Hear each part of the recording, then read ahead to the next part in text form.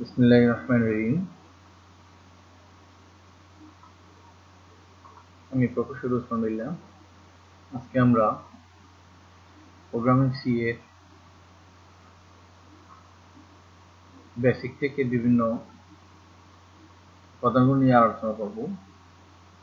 চলুন দেখি আজকে কি থাকছে আমাদের ইয়েতে।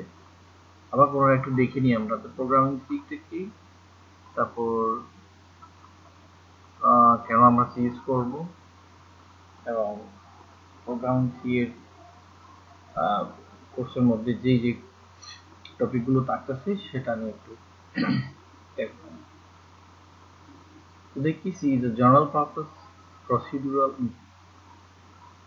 imperative computer programming language developed in 1972 by Dennis M.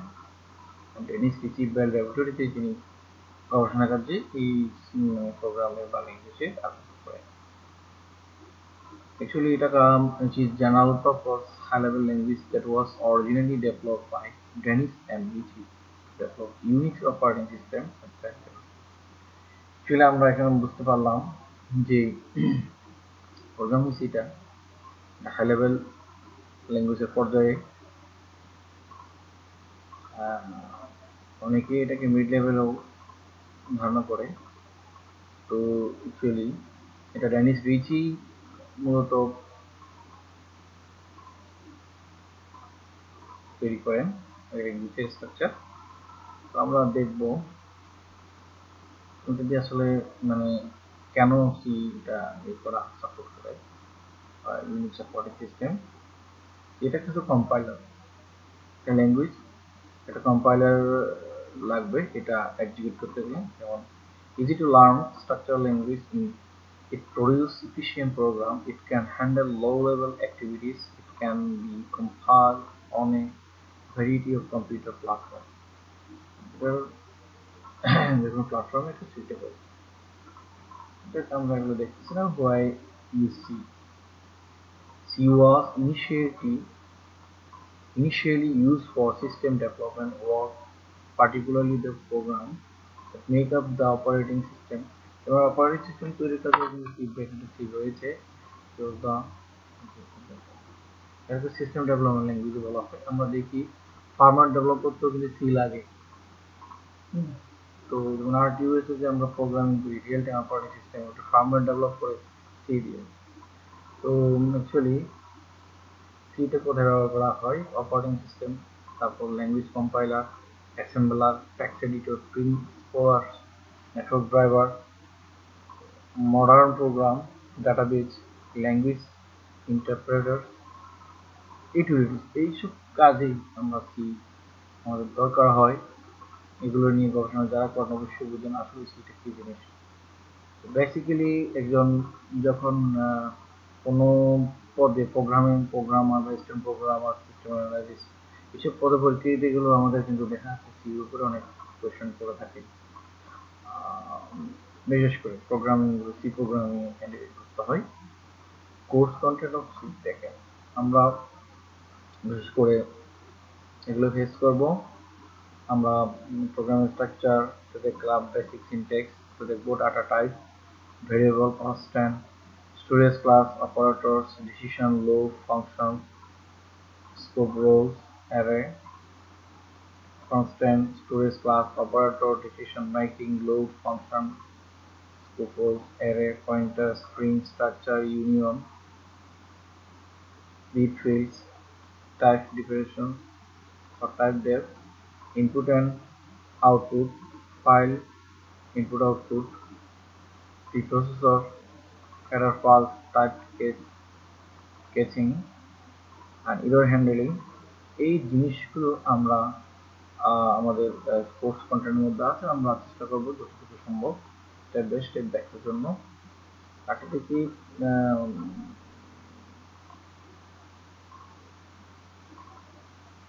দেখব সি এর মধ্যে সাধারণত C program basically consist of the following part: preprocessor, command, function, variable, statement and expression. একটা প্রোগ্রাম যখন আমরা লিখি এর মধ্যে মূলত এই অংশগুলো আছে। প্রিপ্রসেসর, কমান্ড থাকবেই, তারপর function, variable, statement and expression, commands তো আছে আমরা দিতে পারি।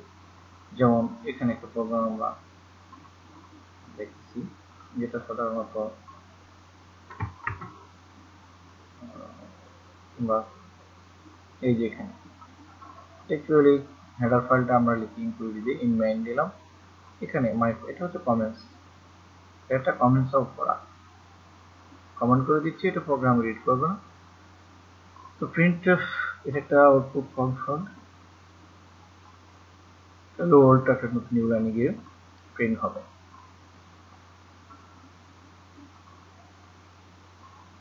Compile and execute C program. Open a text editor and এটা কিভাবে মানি করতে হবে, কম্পাইল করতে, এক্সিকিউট করতে হবে সেটা আমরা জানি, অনেকভাবে করা যায়। এখানে open a text editor at the above mentioned কোডগুলো আমাদের লিখতে হবে। হ্যাঁ, তো আমরা যেটা দেখবো সেটা হচ্ছে একটা কথা বলিনি, আমরা অনেকভাবে কিন্তু করতে পারি। আমরা যদি এটা টেক্সট এডিটর বা নোটপ্যাড ওপেন করো, যদি এই প্রোগ্রামটা লিখে দিই, সেভ করার সময় আমরা যদি এক্সটেনশন .c দিয়ে করি, এটা আমার প্রোগ্রামটা সি প্রোগ্রাম আমাদের কোনো একটা আছে তখন হবে। টেক্সট এডিটর বলতে আমরা জানি নোটপ্যাড ধরি, সাপোজ এটাও একটা টেক্সট এডিটর একটা ক্লিয়ার, এটা নোটপ্যাড দেখুন একটা খোলা যায়। একটা প্রোগ্রাম যদি আমরা অ্যাকচুয়ালি লিখি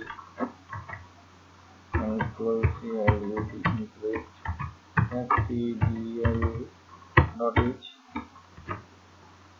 দিলাম,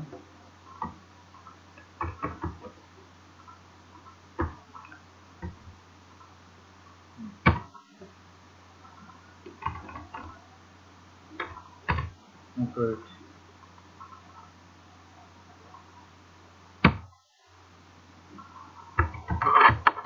main and function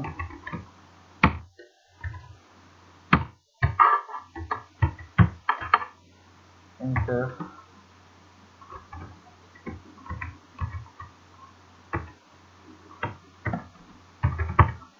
lower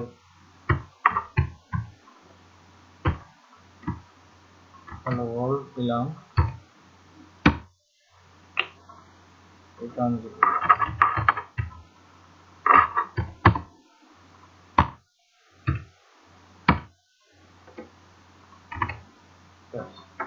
এবার আমরা সেভ করার সময় এটা আমরা সেভ করবো, সেভ যাই,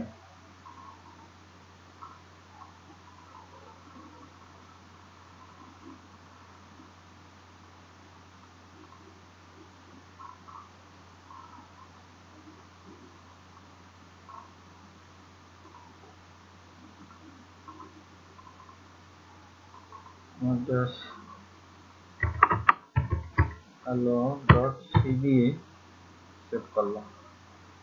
দেখি আমাদের এটা অবস্থাটা কি।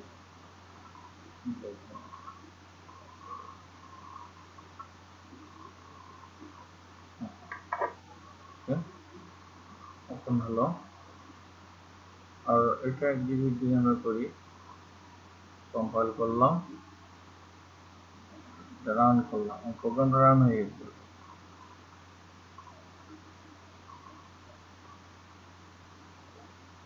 ওকে, হ্যালো ওয়ার্ল্ড নামের প্রোগ্রামটা রান হয়ে গেছে। তো এভাবে যে কোনো যেটাকে আমরা এক্সটেনশন দিয়ে সেভ যদি করি .c দিয়ে, সেটাই দেখাবে, যার কারণ তার এক্সটেনশন যেটা সেটা করার জন্য দেখলে আমরা জাস্ট দেখিয়ে দিলে পেয়ে যাবো।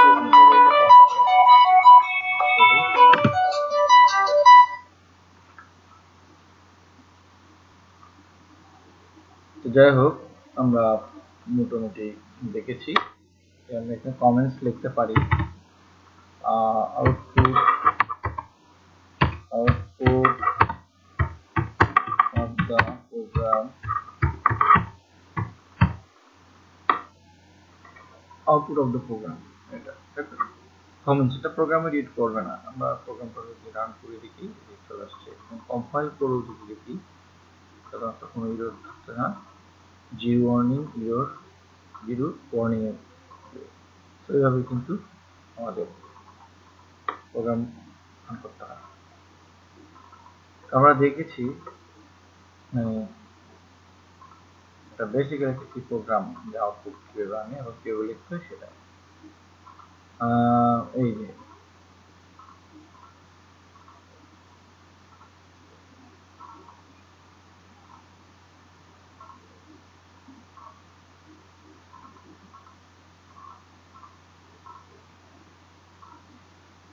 আচ্ছা, আমরা এখন সি এর যে টোকেন গুলো আছে, টোকেন গুলো নিয়ে একটু আলোচনা করব। আসলে টোকেন গুলো কি, কারণ আমরা সি একটু প্রোগ্রাম রান করবো, সেটা করাইলাম। একটা যে কোনো একটা আইডি আমরা কম্পাইলার নিতে পারি, আগে বলেছি। তো এখানে সি এর টোকেন যে বিষয় খুব ইম্পর্টেন্ট, আমাদের প্রোগ্রাম লিখবো টোকেন ইউজ হয়। A C program consists of various tokens and taken is either a keyword and identifier, a constant, a string, literal, or a symbol. For example, the following C statement consists of 5 tokens.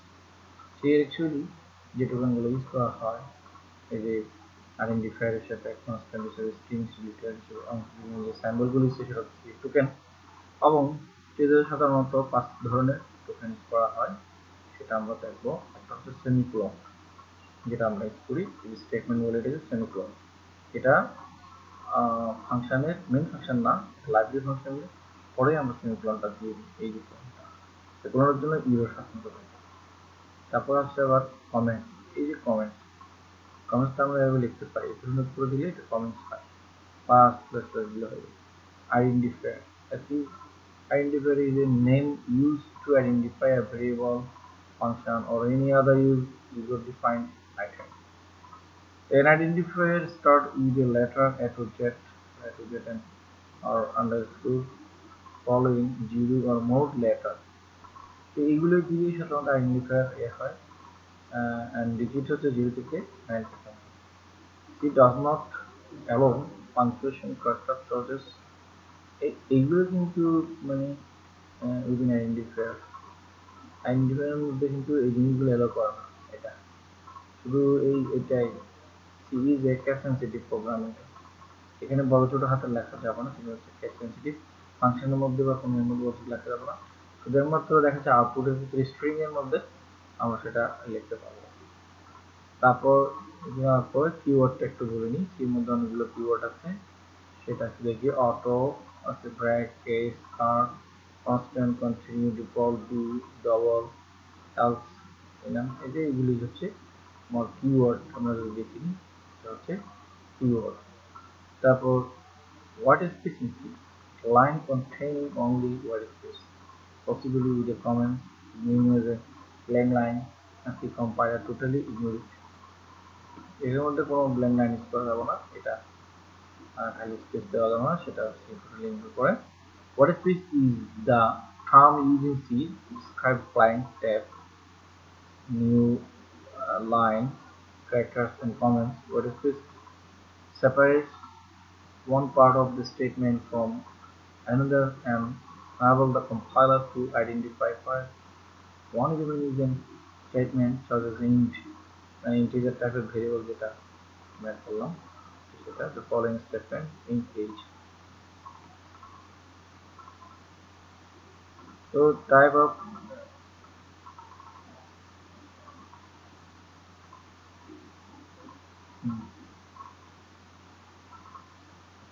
এখন আমরা যেটা দেখব, C এর অনেকগুলো data type আছে।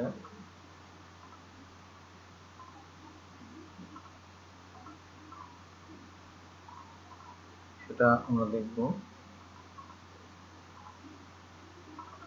সেই data টাইপগুলো হচ্ছে integer type, floating point type, সাধারণত এই ধরনের আছে। আবার এটা বেসিক টাইপ। ইমার্জেন্ট টাইপ যেটা, সেটা হচ্ছে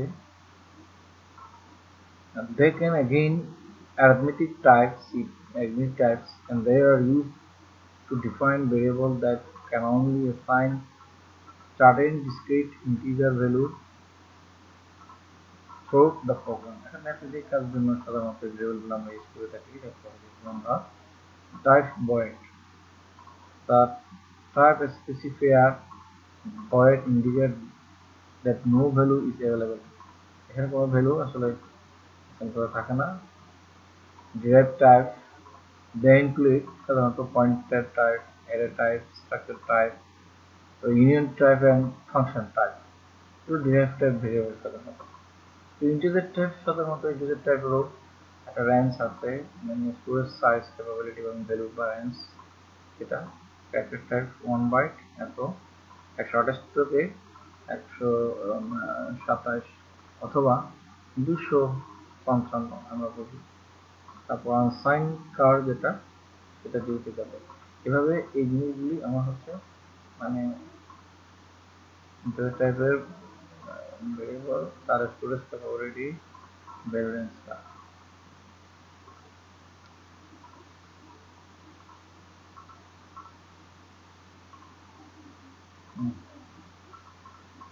ফ্লোটিং পয়েন্ট টাইপ প্রত্যেকটা একটা আমরা উদাহরণও দিকে যাব। ফ্লোটিং পয়েন্ট টাইপ সাধারণত ফ্লোট টাইপ কাটার জন্য এভাবে আমরা ইউজ করে থাকি।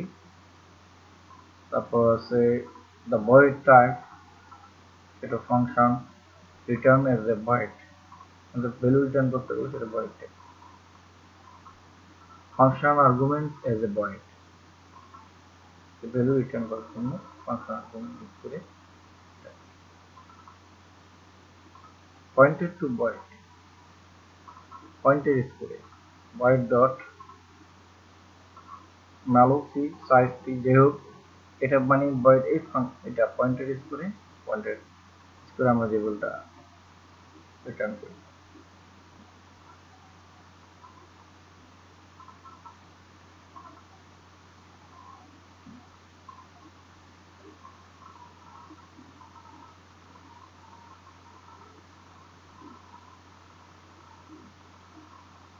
Integer type ভেরিয়েবলটা কি ইউজ করে?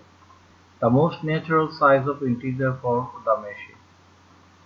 Float type a single precision floating point value, এটা দশমিক ভ্যালুর জন্য আর কি।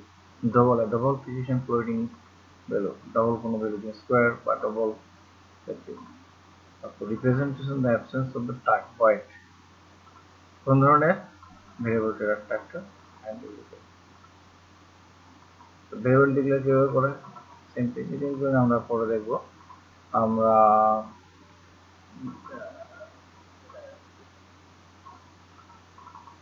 পরে যে জিনিসগুলো আলোচনা করেছি সেগুলো নিয়ে আমরা উদাহরণ হিসেবে প্রোগ্রাম করব। ধন্যবাদ, ভালো থাকবেন। আগামী পর্বে আমি